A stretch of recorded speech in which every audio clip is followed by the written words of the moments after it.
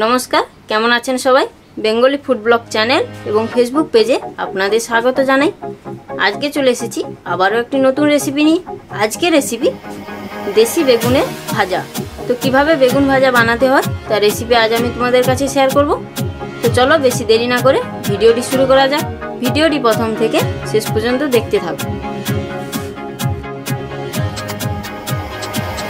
তাহলে দেখো বন্ধুরা, বেগুন ভাজার জন্য এই রকম লম্বা লম্বা করে বেগুনগুলো কেটে নিয়েছি। দেখো এই রকম করে, আর বেগুনে দেখো এই রকম করে কেটেছি। খুব একটা মোটা করিনি আর খুব একটা সরুও করিনি, মিডিয়াম সাইজ করে কেটে রেখেছি। এবারে বেগুনগুলোতে পরিমাণ মতো লবণ আর পরিমাণ মতো হলুদ গুঁড়ো দিয়ে মাখিয়ে নিচ্ছি। পরিমাণ মতো লবণ দিয়ে দিচ্ছি।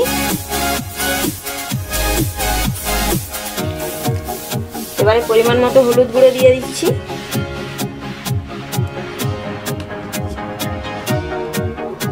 এবারে একটা একটা করে খুব ভালো করে দেখো মাখিয়ে নিচ্ছি। একটু চেষ্টা করবে একটা একটা করে মাখিয়ে নেওয়া, তাতে করে লবণ আর হলুদরা খুব সুন্দরভাবে বেগুনের ভেতরে ঢুকে যাবে।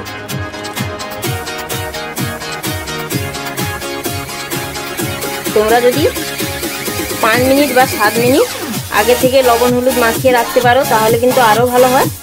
তাতে করে বেগুনের ভিতরে লবণ আর হলুদরা খুব সুন্দরভাবে ঢুকে যায় আর খেতে তখন কিন্তু আরও বেশি ভালো লাগে। তো বন্ধুরা, আমি বেগুনগুলোতে একটু সময় নিয়ে লবণ হলুদরা খুব ভালো করে মাখিয়ে নিচ্ছি, যাতে করে এর ভিতরে খুব সুন্দরভাবে লবণ আর হলুদরা ঢুকে যায়।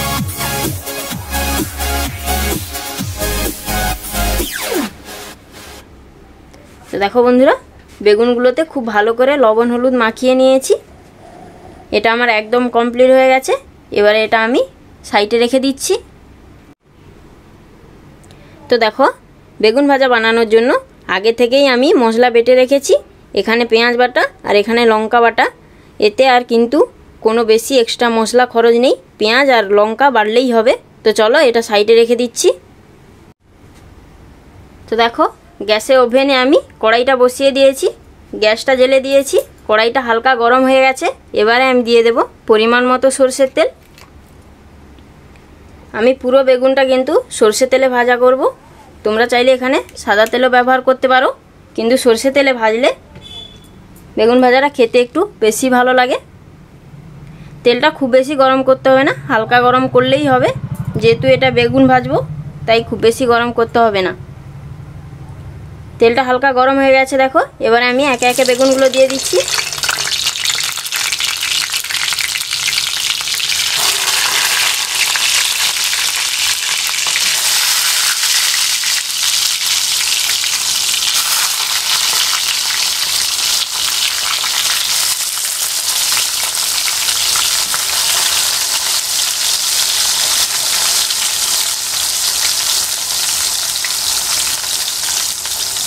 বেগুনগুলো একটু আস্তে আস্তে দেওয়ার চেষ্টা করবে। বেগুনগুলো খুব বেশি পরিমাণ দিলে কিন্তু নাড়ার অসুবিধা হবে, তাই অল্প পরিমাণ দেওয়ার চেষ্টা করবে। তাতে করে কিন্তু এই রকমভাবে উল্টাতে সুবিধা হবে। আর গ্যাসের আঁচটাকে লো টু মিডিয়ামে করে রাখতে হবে। বেশি হাইয়ে রাখলে কিন্তু বেগুনগুলো ওপর থেকে পুড়ে যাবে, তখন কিন্তু ভেতরে সেদ্ধ হবে না। আর একদম কম আঁচে রাখলে কিন্তু বেগুনগুলো ভাজতে একটু অনেক সময় লেগে যাবে।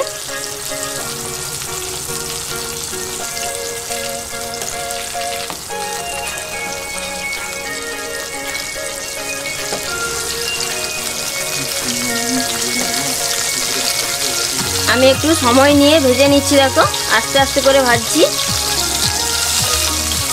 এই রকম করে ভেজে নিতে হবে। তো তোমরা বাজার থেকে কিন্তু হাইব্রিড বেগুন নিয়ে এসে ভাজা করে খাও।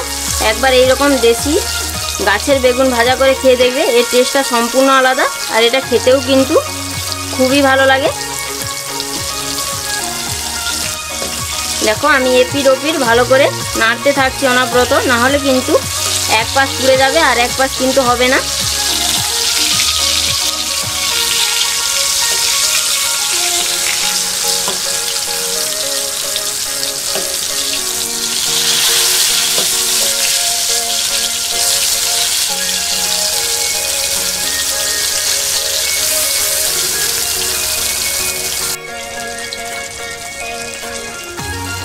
বেগুনগুলো দেখো খুব সুন্দর করে লাল লাল করে ভাজা ভাজা হয়ে গেছে।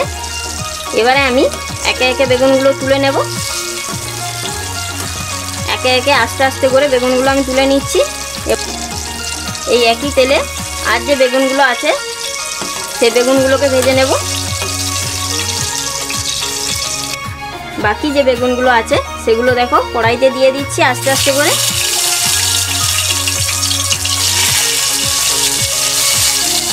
একসাথে সব বেগুনগুলো দিলে কিন্তু হবে না।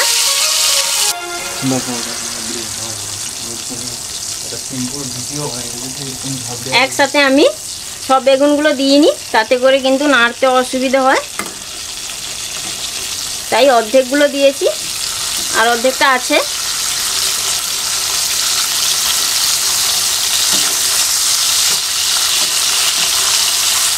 ভাজা ভুজি আর যে বাকি বেগুনগুলো আছে সেগুলো আমি সাইডে দিয়ে দিচ্ছি। বাঙালি মানেই কিন্তু ভাজাভুজি খেতে খুবই ভালোবাসি, তাই সেই জায়গায় যদি বেগুন ভাজা হয় তাহলে তো আর কোনো কথাই হয় না। আর তোমরা যদি আমার এই রকম রেসিপি দেখে বেগুন ভাজা বাড়িতে বানাও তাহলে কিন্তু এর টেস্টটা সম্পূর্ণ আলাদা, আর এটা খেতেও কিন্তু খুবই ভালো লাগে।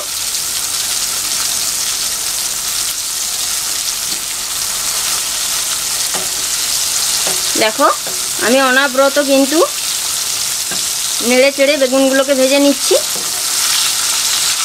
একটু নাড়তে দেরি হয়ে গেলে কিন্তু বেগুনগুলো পুড়ে যাবে, তখন কিন্তু খেতে একদমই ভালো লাগবে না, তেতো লাগবে। দেখো আর খুন্তি দিয়ে এই রকম একটু দেখে নেবে যে বেগুনগুলো সেদ্ধ হয়েছে কিনা, তাতে করে কিন্তু বুঝে নিতে সুবিধা হবে। আর গ্যাসের ফ্লেমটাকে আমি একদম লোতে করে দিচ্ছি। দেখো একটু সময় নিয়ে ভেজে নিচ্ছি।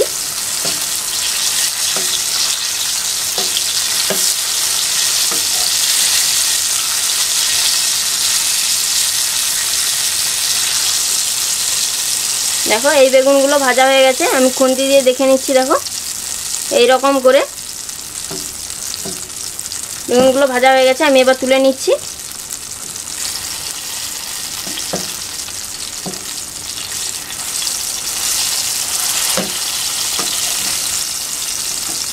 দেখো এরকম খুন্তি দিয়ে কাটলে কিন্তু কাটা হয়ে যাচ্ছে, তাহলে কিন্তু বুঝে নিতে হবে বেগুনগুলো সেদ্ধ হয়ে গেছে।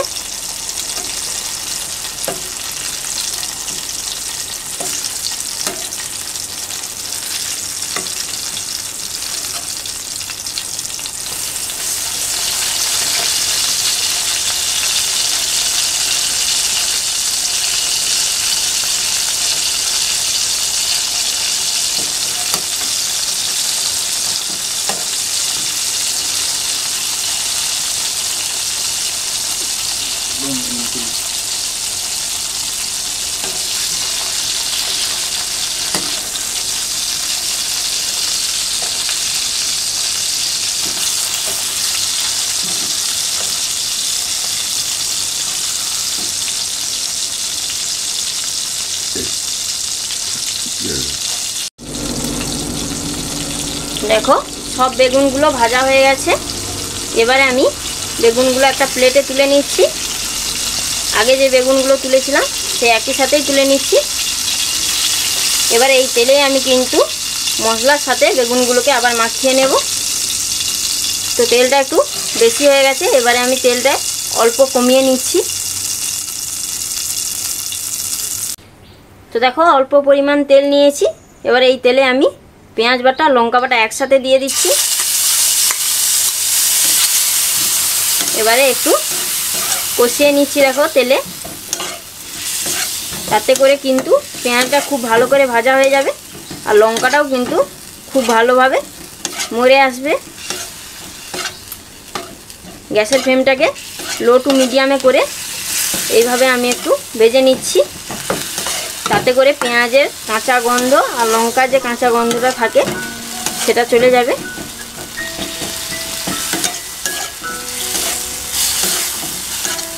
এইরকম 1 থেকে 2 মিনিট অনবরত নাড়তে থাকতে হবে, নাহলে কিন্তু নিচে লেগে যাবে। দেখো তখন পুড়ে যাবে, খেতে কিন্তু একদমই ভালো লাগবে না। দেখো পেঁয়াজটা আর লঙ্কাটা কষানো হয়ে গেছে, এর কালারটাও কিন্তু চেঞ্জ হয়ে গেছে। এবারে আমি ভেজে রাখা বেগুনগুলো দিয়ে দেব। দেখো ভেজে রাখা বেগুনগুলো দিয়ে দিচ্ছি।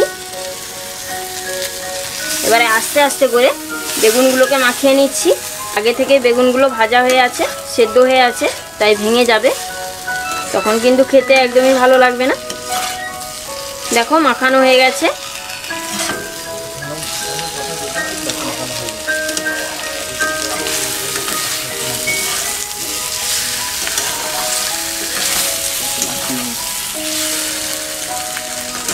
দেখো কত সুন্দর করে মাখিয়ে নিয়েছি।